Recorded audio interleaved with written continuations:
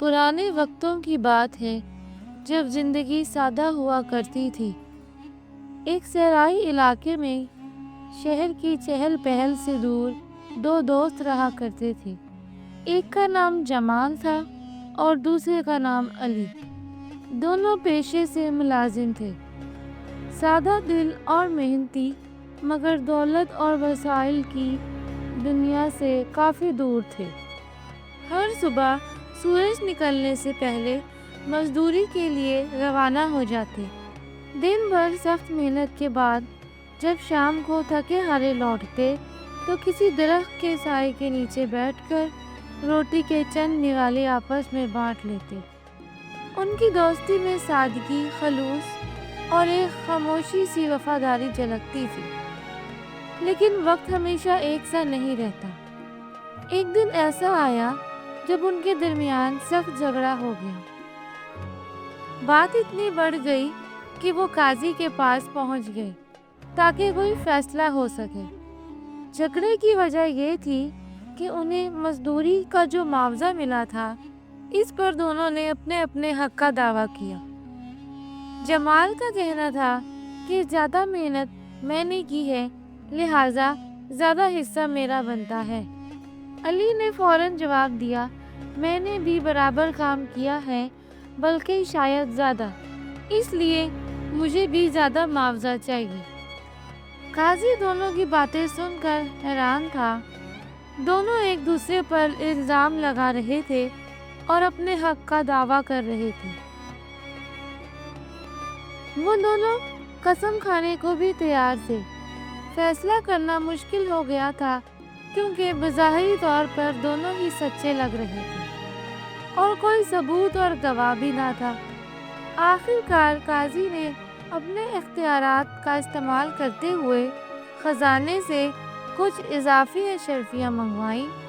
پھر جو رقم دونوں مزدور اپنی اپنی محنت کے بدلے مانگ رہے تھے، وہ پوری دونوں کو دے دی۔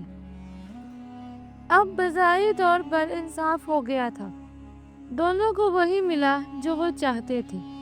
لیکن قاضی کا دل ابھی تک مطمئن نہیں تھا، کیونکہ قاضی کا اصل فرض صرف معاملہ ختم کرنا نہیں بلکہ حق اور ناحق میں تمیز کر کے انصاف کرنا ہوتا ہے۔ قاضی نے اگرچہ بظاہر اس معاملے کو ختم کر دیا تھا، لیکن دل میں یہ عہد کر لیا تھا کہ وہ سچ تک ضرور پہنچنے کی کوشش کرے گا۔ اسے یقین تھا کہ ان دونوں میں سے ایک ضرور جھوٹا ہے اور جو بھی قصوروار ہے اسے سزا دی جائے گی۔ یوں وقت گزرتا رہا، دن مہینوں میں بدلتے گئے اور زندگی اپنی رفتار سے چلتی رہی۔ مگر ایک دن وہی پرانی تکرار پھر سے لوٹ آئی۔ جمال غصے سے بھرا ہوا قاضی کے دربار میں حاضر ہوا۔ جمال نے قاضی کے سامنے فریاد کی، قاضی صاحب، میں نے علی کو 10 اشرفیاں قرض کے طور پہ دی تھیں۔ کئی دن گزر چکے ہیں، میں نے بار بار اسے یاد دلایا ہے مگر وہ واپس نہیں کر رہا۔ قاضی نے فوراً علی کو بلایا تاکہ اس کی بھی بات سنی جائے۔ علی حاضر ہوا تو اس نے بالکل الٹا دعویٰ کیا۔ وہ بولا، قاضی صاحب، یہ تو الٹا مجھے جھوٹا بنا رہا ہے۔ اصل میں نے اسے 10 اشرفیاں قرض دی تھی، اب یہ چالاکی سے کہتا ہے کہ میں نے اسے قرض لیا ہے اور اوپر سے 10 مزید اشرفیاں بھی مانگ رہا ہے۔ انصاف کیجیے۔ جمال جھٹ سے بولا، دیکھیں قاضی صاحب، کیسا جھوٹ بول رہا ہے۔ اس شخص نے مجھ سے قرض لیا اور اب الٹا مجھ پر ہی الزام لگا رہا ہے، میرا قرض واپس کرنے کی بجائے۔ قاضی دونوں کو غور سے دیکھتا رہا۔ معاملہ پہلے سے بھی زیادہ پیچیدہ ہو چکا تھا۔ دونوں اپنی اپنی بات پر اڑے ہوئے تھے اور دونوں ہی خود کو سچا اور دوسرے کو جھوٹا ثابت کر رہے تھے۔ جھوٹ اور سچ کے درمیان ایک دیوار کھڑی ہو گئی تھی جسے چیر کر اصل حقیقت تک پہنچنا آسان نہ تھا۔ قاضی نے جب یہ نیا مقدمہ سنا تو ایک بار پھر الجھن میں پڑ گیا۔ اب کی بار معاملہ صرف مزدوری یا پرانے تنازع نہیں بلکہ قرض جیسی نازک چیز کا سوال تھا، और दोनों का दावा एक दूसरे के खिलाफ था। काजी बार बार सोचने लगा, आखिर झूठ बोल कौन रहा है और सच तक कैसे पहुंचा जाए। उसने दोनों को एक दिन की मोहलत दी और कहा, कल आकर दोबारा पेश हो जाना। उसी रात काजी ने आम लोगों जैसे कपड़े पहने, चेहरा छुपाया और ड्रेस बदलकर चुपके से जमाल के घर के करीब जा पहुंचा। माहौल पर शाम का सन्नाटा छाया हुआ था। गली सुनसान थी और आसपास कोई नजर न आ रहा था। अपने साथ एक थैला लिया जिसमें 50 अशरफियां थीं। उसने वो थैला जमाल के दरवाजे के पास फेंका और खुद पीछे जाकर छुप गया और बैठ के देखने लगा। कुछ ही देर बाद जमाल का दरवाजा खुला। वो बाहर निकला और जब उसकी नजर जमीन पर पड़े थैले पर पड़ी तो वो चौंक गया। तेजी से आगे बढ़ा, थैले को उठाया, इधर उधर देखा और फौरन दरवाजे के अंदर चला गया। फिर पीछे से दरवाजा बंद कर लिया। काजी ने खामोशी से यह सारा मंजर देखा और फिर वो वहां से चुपचाप उठकर अली के घर की तरफ बढ़ा। वहां भी उसने यही दोहराया। दोनों ने शर्फियों के थैले को लेकर अपने घरों में रख लिए। अब काजी ने दूसरा रास्ता इख्तियार किया। रात का अंधेरा छाया हुआ था, बादलों की गरज सुनाई दे रही थी और फिजा में ठंडी हवा के झोंके चल रहे थे। काजी ने अली के दरवाजे पर जाकर आहिस्ता से दस्तक दी। थोड़ी ही देर में दरवाजा खुला और अली सामने आ गया। काजी ने नरमी से कहा, भाई साहब, मैं एक गरीब मुसाफिर हूँ। बारिश होने वाली है और मेरे पास सर छुपाने की कोई जगह नहीं है। क्या तुम मुझे एक रात के लिए पनाह दे सकती हो? अली ने काजी को गौर से देखा, मगर चूंकि काजी ने भेष बदला हुआ था, वो उसे पहचान न सका। अली ने दरवाज़ा खोला और कहा, आए भाई, आप जैसे मुसाफिर के लिए मेरा घर हाजिर है। बारिश में बाहर रहना कहाँ का इंसाफ है। काजी को अंदर ले जाया गया। कमरे में सादगी और मेहमान नवाजी का माहौल था। अली ने अपने अंदाज में बातें शुरू की। काजी ने उसका हाल पूछा और ख़ुद भी अपने घर की हालत, रोज़मर्रा की मेहनत और ज़िंदगी के मामूलात के बारे में बताया। फिर अली ने मेहमान नवाजी का सबूत देते हुए सादा सा खाने का बंदोबस्त किया। दोनों ने मिलकर खाना खाया। काजी ने हर लम्हा अली के रवैये को गौर से देखा और दिल में नोट करता रहा। खाने के बाद काजी ने अचानक चेहरे पर परेशानी जाहिर की। या अल्लाह, ये क्या हो गया मेरे साथ? अली फौरन परेशान होकर बोला, क्या हुआ भाई साहब, खैरियत तो है?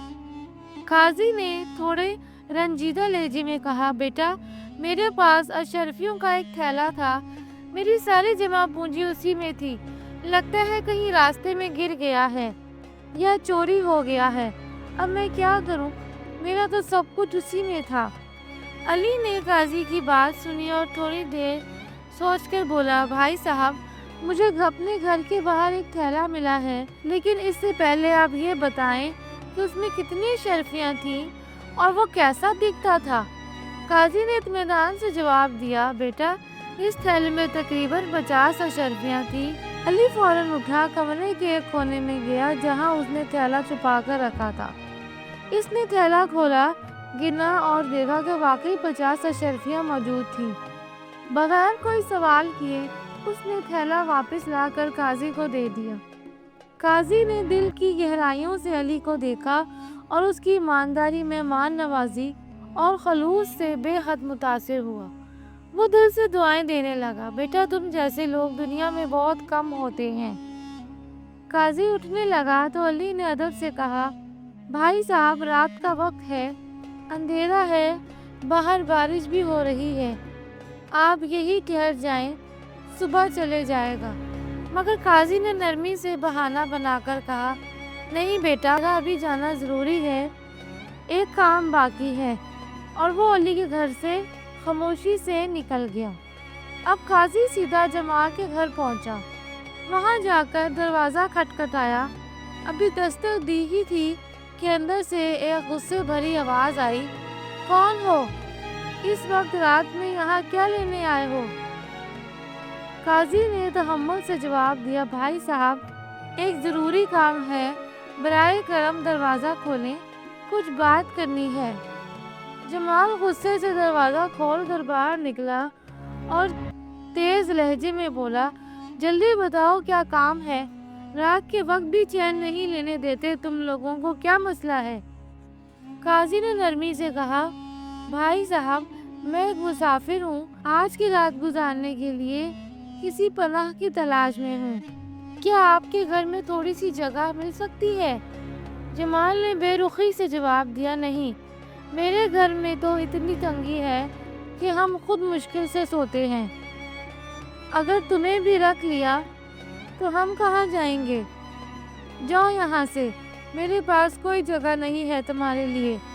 قاضی نے تحمل سے سر ہلایا اور ایک لمحے بعد بولا، ٹھیک ہے بھائی، میں چلا جاتا ہوں، لیکن ایک بات اور ہے، شام کو میں اسی گلی سے گزر رہا تھا تو میرا تھیلا گم ہو گیا تھا، اس میں 50 اشرفیاں تھیں، میں زیادہ دور نہیں گیا تھا، مجھے شک ہے کہ وہ یہیں کہیں گرا ہوگا، بہت ڈھونڈا لیکن ملا نہیں، کیا آپ نے کہیں دیکھا ہے؟ قاضی کی باتیں سنتے ہی جمال کے چہرے کا رنگ اڑ گیا اور وہ فوراً بدتمیزی پر اتر آیا، غصے سے بولا، کیا بکواس ہے یہ؟ تم کہنا کیا چاہتے ہو؟ اب مجھ پر الزام لگانے آئے ہو؟ شرم کرو کچھ، یہاں تو صرف میرا ہی گھر ہے اور میں نے کوئی تھیلا ویلا نہیں دیکھا۔ قاضی کی اس پوری تحقیق اور مشاہدے کے پیچھے ایک گہرا مقصد چھپا ہوا تھا جس سے بہت کچھ سیکھا جا سکتا تھا، لہٰذا قاضی رات کے وقت علی اور جمال کے رویے کو غور سے دیکھنے کے بعد خاموشی سے اپنے گھر واپس لوٹ آیا۔ ساری رات اس نے جو کچھ دیکھا اور سنا وہ دل میں محفوظ کر لیا، اب فیصلہ کرنے کا وقت تھا۔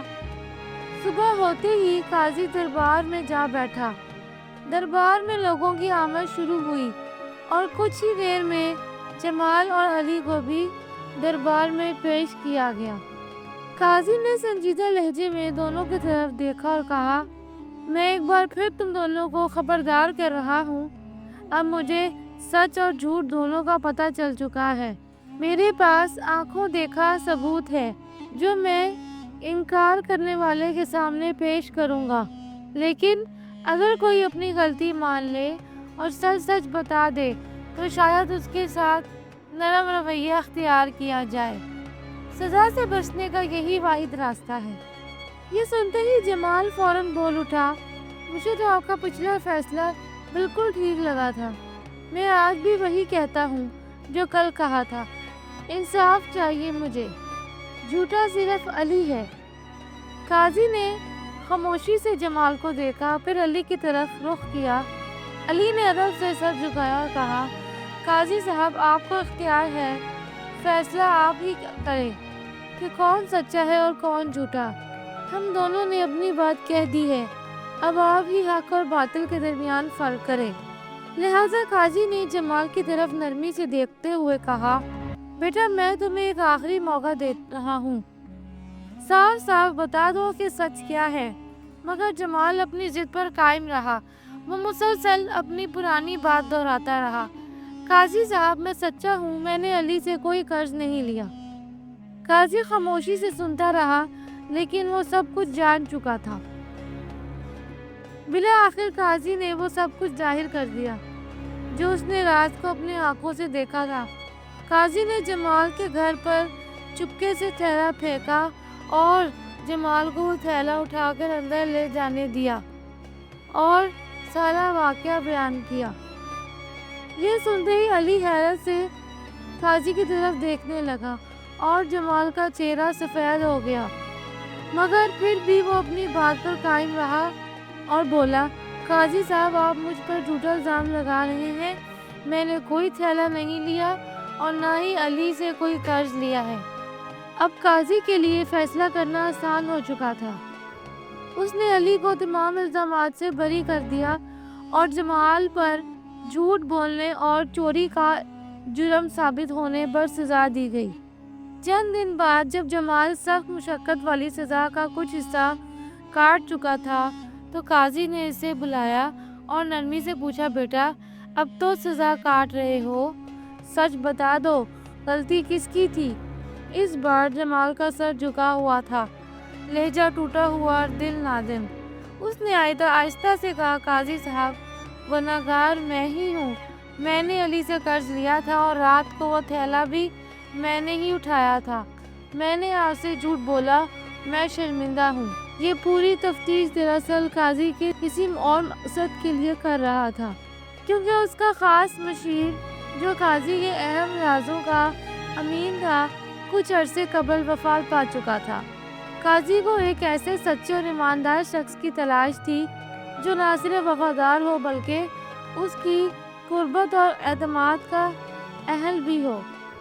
جب پوری تحقیق کے بعد قاضی کو یقین ہو گیا کہ علی ہی سچا اور باکردار انسان ہے تو اس نے علی کو سرکاری طور پر اپنا خاص مشیر مقرر کر دیا۔ ساتھ ہی اسے ایک بڑی تنخواہ اور ایک خوبصورت رہائش بھی دی گئی۔ علی کے لیے یہ سب کچھ کسی خواب سے کم نہ تھا۔ جو کل تک مزدوری کرتا تھا آج قاضی کا ساتھی بن چکا تھا۔ یہ سب کچھ صرف اس کی ایمانداری، سچائی اور صبر کا نتیجہ تھا، جبکہ جمال کو جھوٹ اور لالچ کے بدلے میں ذلت کی زندگی ملی۔ تو دوستو، یہ کہانی ہمیں ایک بہت بڑا سبق سکھاتی ہے۔ سچائی انسان کی سب سے قیمتی طاقت ہے۔ جو شخص دل سے سچا اور صاف ہو، وہ چاہے کتنا ہی غریب کیوں نہ ہو، وقت آنے پر اللہ تعالیٰ اسے عزت اور کامیابی ضرور عطا کرتا ہے۔ مجھے یقین ہے کہ آپ نے اس کہانی سے ضرور کچھ سیکھا ہوگا۔